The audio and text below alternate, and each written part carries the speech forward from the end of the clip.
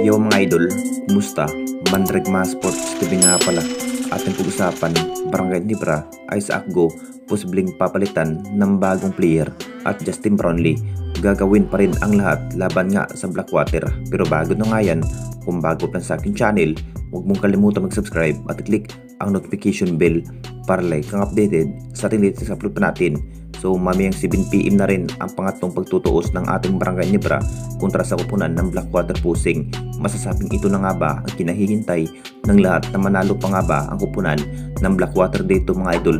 Mas kung titignan nating lahat na parang lamang na lamang pa rin ang kupunan ng Barangay Nibra dahil may RJ Abarientos ang pumupuntos ng Barangay Nibra.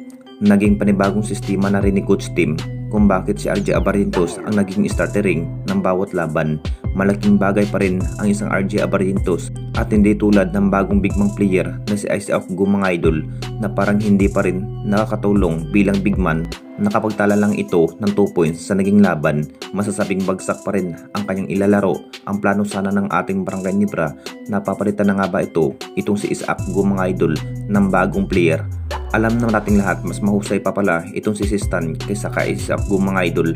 Talagang pinatunayan pa rin ni Sistan nung nasa kupunan ng Barangay Nibra pa nga ito na mapaplakas pa rin ang kupunan dahil isa pa rin si Sistan mga idol sa mas malaking bagay sa opensiba kung bakit nung nagdaang season talagang lakas pa rin ang kupunan ng Barangay Nibra.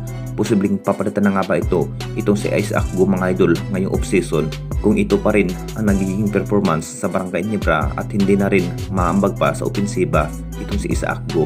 At dito na naman tayo sa isa pa nating balita, Justin Brownlee. Gagawin pa rin ang lahat laban nga sa Blackwater. Alam naman nating lahat, masusubukan pa rin itong si Justin Brownlee laban nga sa kupunan ng Blackwater.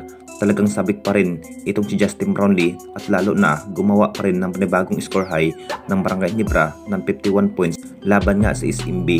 Talagang mas nai-improve pa rin ang naging hustle play itong si Justin Brownlee kung bakit mas lalo pang ginaganahan na maglaro sa kupunan ng Barangay Nibra.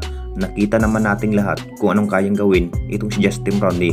Kapag ito na ang maaasahan sa opensiba, kailangan pa rin ng ating Barangay Nibra na hindi magpapatalo sa ibang kupunan dahil gagawin pa rin ni Justin Brownlee ang kanyang best performance para mabuhayan pa rin ang kupunan ng Barangay Nibra. Masasabing kayang-kaya pa rin ng ating best import na si Justin Brownlee ang Blackwater Pusing dahil tinatarget pa rin ni Coach Tim na makakapasok nga ang kupunan ng Barangay Nibra sa playoffs. Talagang malaking big role pa rin ang ginampanan itong si Justin Brownlee kung bakit siya pa rin ang maaasahan sa opensiba.